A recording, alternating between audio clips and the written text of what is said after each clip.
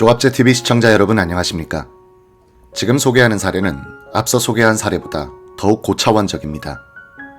어렸을 때부터 여러 차례에 걸쳐 UFO에 납치도 했고 본인뿐만 아니라 여동생도 비슷한 경험을 했습니다. 가장 충격적인 것은 자신에게는 두 개의 인격이 존재하는데 하나는 인간의 것, 다른 하나는 외계인의 것이라는 주장입니다. 반인 반수가 아니라 반인 반외라고 해야 하나? 아무튼 뭐라고 불러야 할지 모르겠습니다. 하버드 의대 정신과 과장 존 맥 박사가 24세의 스콧이라는 남성을 처음 만난 것은 1991년 11월입니다. 그는 UFO에 납치됐던 것에 따른 불안 증세로 정신과 의사와 상담을 받아왔고 이 의사의 소개로 스콧은 맥 박사를 알게 됐습니다. 스콧은 키도 크고 덩치도 큰 젊은 청년이었습니다. 그는 제대로 된 교육을 받지는 않았지만 여러 방면에서 재능을 나타냈습니다. 그는 연기자와 영화 감독으로 활동했고 아버지가 운영하는 자동차 정비소에서도 근무했습니다. 그는 손기술이 매우 뛰어났는데 자동차도 잘 고치고 피아노도 잘 고쳤습니다. 어려서부터 피아노를 쳐왔는데 작곡을 하기도 했습니다. 스콧은 혼자 살았는데 자신의 안전에 집착하는 성향이 있었습니다. 집 주변에 보안 카메라를 설치하고 문 앞에는 마이크를 설치해놨습니다. 스피커를 침대 옆에 설치해 자는 동안에도 어떤 소리가 들리지 않나 확인했습니다. 그는 누군가로부터 납치당하는 것에 대한 두려움이 있었습니다. 스콧과 19개월 터울인 리라는 이름의 여동생이 있습니다. 리 역시도 맥 박사와 여러 차례 만나 상담을 받았는데 리는 성관계를 갖는 것에 대한 공포심이 있었습니다. 그는 자신이 기억하지 못하는 어렸을 때 아버지나 어느 누군가에게 성적 학대를 당한 것이 이렇게 된 원인이라고 생각했습니다. 리에 대한 정신감정은 1992년 11월에 진행됐는데 10대 초반 때 UFO에 납치됐었다는 기억을 떠올리게 됐습니다. 외계인 같은 괴 생명체가 그녀의 성기에 무언가를 집어넣고 난자로 보이는 조직세포를 채취해 갔다고 합니다. 그는 이후 인도로 떠나 티베트 불교 문화를 공부했습니다. 맥 박사는 납치라는 책을 쓰면서 스콧의 이야기를 소개하는 챕터를 리에게 보내줬다고 합니다. 그녀는 맥 박사에게 자신을 너무 피해자인 것처럼 묘사하지 말아줬으면 좋겠다고 말했습니다. 자신은 성폭행 피해자와는 다르며 이 사건을 통해 모르고 살던 의식에 새로운 세계를 발견할 수 있게 됐다고 했습니다. 스콧은 1990년 4월 UFO 납치 현상을 경험했다고 했습니다. 그의 방 안에서 작은 생명체들을 봤다고 했습니다. 그는 10세 때 집 근처에서 비행 접시 같은 UFO를 봤는데 그때도 이런 작은 생명체들을 봤었다고 했습니다. 맥 박사는 1991년 11월부터 스콧을 꾸준히 만나왔고 그에 대한 최면 요법은 1992년 3월과 12월 두 차례에 걸쳐 진행됐습니다. 맥 박사는 보스턴 아동병원에서 스콧의 과거 병력을 확인했습니다. 14세 때 발작 증세를 일으킨다는 판정을 받은 적이 있었습니다. 스콧의 어머니에 따르면 스콧은 태어난 지 6개월 됐을 때 발열 증세를 보이고 발작한 사례가 있습니다. 5세 때도 발작 증세를 보였는데 발열은 없었으나 귀에 통증이 있었습니다. 스콧에게 과거 최면 치료를 했던 상담사는 그가 3세 때 처음으로 납치 현상을 경험했다고 했습니다. 집 앞마당에서 놀고 있을 때 작은 생명체들을 발견했고 집으로 뛰어들어가 어머니에게 집 밖에서 엄청 큰 개미를 봤다고 했다고 합니다. 스콧과 여동생 리는 밖에서 놀 때 이 작은 생명체들을 여러 차례 봤다고 주장했습니다. UFO도 여러 차례 봤다고들 했습니다. 한 번은 밖에 있는 비행 접시에서 나온 작은 괴물체들이 방 안으로 들어왔는데 들어오기 전 스콧이 키우던 강아지를 무슨 막대기 같은 것을 사용해 잠에 들게 했다고 말했습니다. 스콧은 이 괴물체들이 텔레파시로 자신과 소통했다고 했습니다. 그는 1990년 4월 침대에서 외계인을 목격했다고 주장했습니다. 맥 박사와의 여러 최면 치료 과정에서 그는 괴물체가 수도꼭지 같은 물건을 자신의 성기에 올려놓고 철사 같은 것을 고안에 꽂았다고 했습니다. 그가 몸을 움직일 수 없는 상황에서 이들이 정자를 채취해 갔다고 했습니다. 그는 12세 무렵 또 한 번 외계인을 목격했다고 했습니다. 여자로 보이는 생명체가 침대 옆에 기대고 있었다고 합니다. 맥 박사는 정자를 채취해 갔다고 하는 1990년 4월 사건에 집중하기로 했습니다. 첫 번째 최면 치료는 1992년 3월 16일에 진행됐습니다.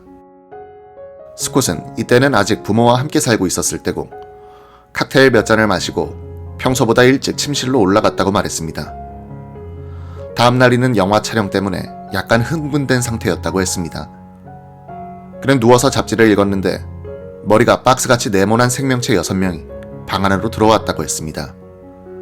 끝이 둥근 막대기 같은 것이 보였고 이때 오른쪽 귀에서 윙윙거리던 소리가 알람 울리는 소리같이 바뀌었다고 했습니다. 몸은 움직일 수가 없었다고 했습니다. 그가 기억해낸 다음 장면은 2명의 의사가 옆에 있고 자신은 테이블 위에 누워있는 장면이었습니다. 이들은 안경을 끼고 하얀색 가운을 입고 있었다고 했습니다. 이들 옆에는 작은 생명체 여러 명이 군복 같은 것을 입고 있었다고 했습니다. 최면에 빠져있던 스콧은 갑자기 이들이 내게 자신들이 누군지 말해주지 않아 화가 났다고 말했습니다. 이어 이들은 나에 대해 궁금해하고 있다며 나도 궁금하긴 한데 이들이 내게 한 일을 정말 싫어한다고 말했습니다. 맥 박사는 이들이 너에게 무슨 짓을 했느냐고 물었습니다. 스콧은 이들은 나를 이용했다고 답했습니다.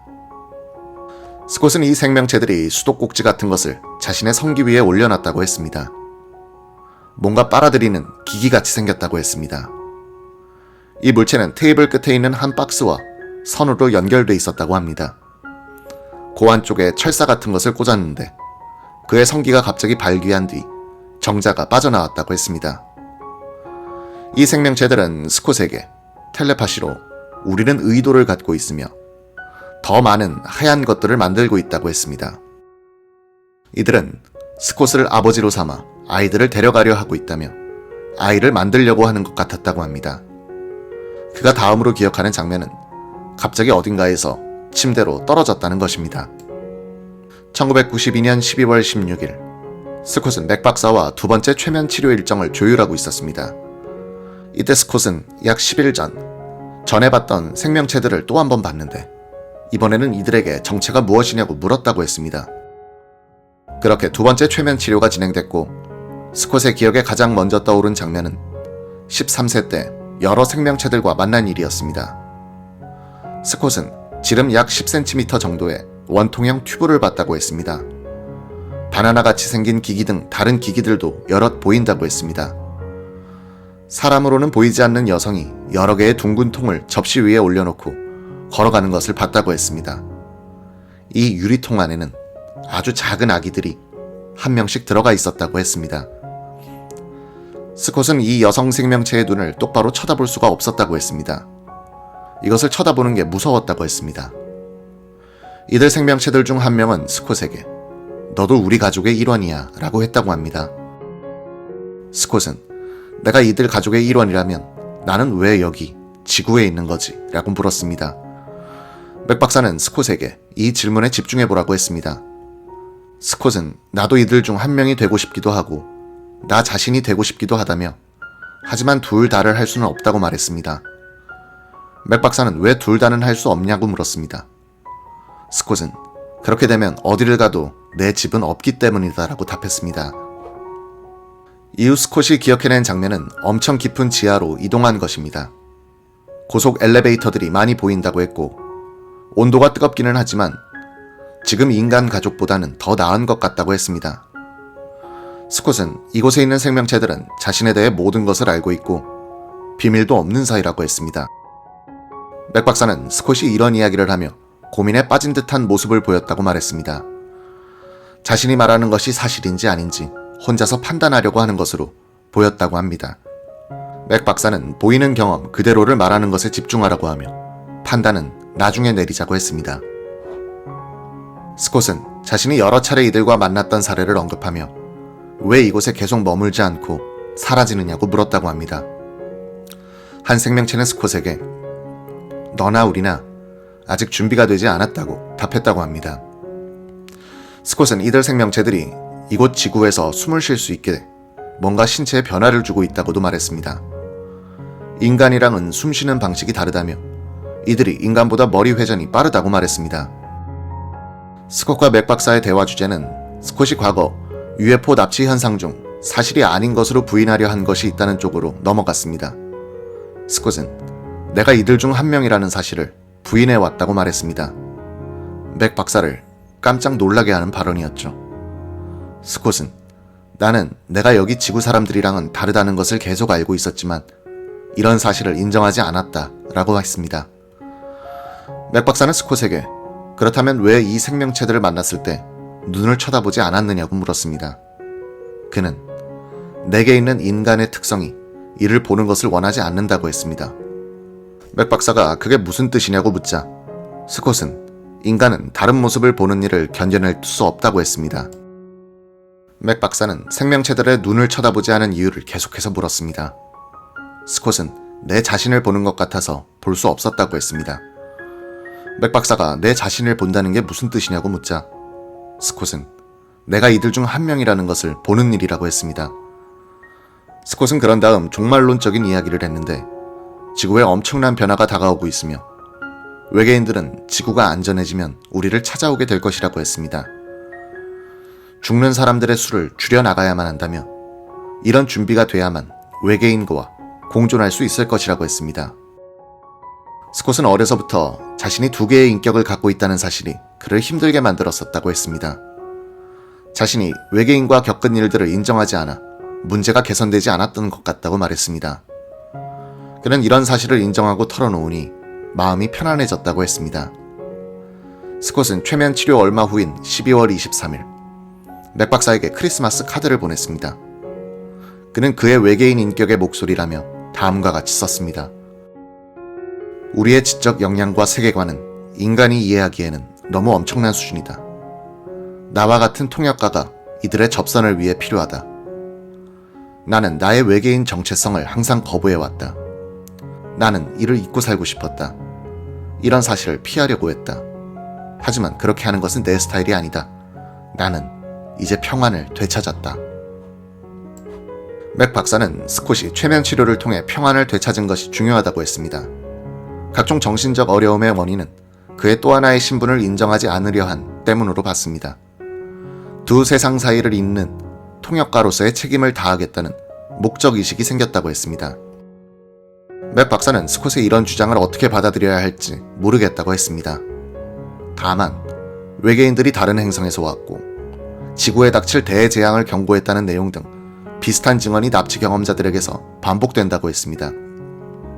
그는 스콧과 같은 통역가와 그의 주장을 무시하지 않았던 그의 부모와 같은 사람들을 통해 이런 트라우마를 겪는 아이들이 없어지길 바란다고 했습니다. 정신의학을 전혀 모르는 나의 입장에서는 맥 박사가 사례 소개 후 덧붙인 해설들이 잘 이해가 되지 않습니다. 그는 이들을 만나본 이유는 UFO 납치 연구를 위해서이기도 하지만 이들의 안정을 되찾아주기 위해서라고 강조한 바 있습니다. 두 번째 목적이 달성되면 무엇이 됐든 좋은 것이 좋은 것이라는 것이 정신의학이라는 학문일까? 아니면 책 결론에 가서는 새로운 해석을 내놓을까? 환자에 대한 예의 때문에 믿는 척을 하려 하는 걸까? 궁금증은 계속해 늘어가고 있습니다. 아무튼 계속해서 맥 박사가 결론으로 향하는 과정을 소개하도록 하겠습니다. 뉴욕타임스 출신 블루멘탈 기자가 맥 박사에 대해 쓴 전기의 제목은 빌리버입니다. 지금까지의 서술만 놓고 본 맥 박사는 진짜 믿는 자같이 보입니다. 오늘 시청해주셔서 감사합니다.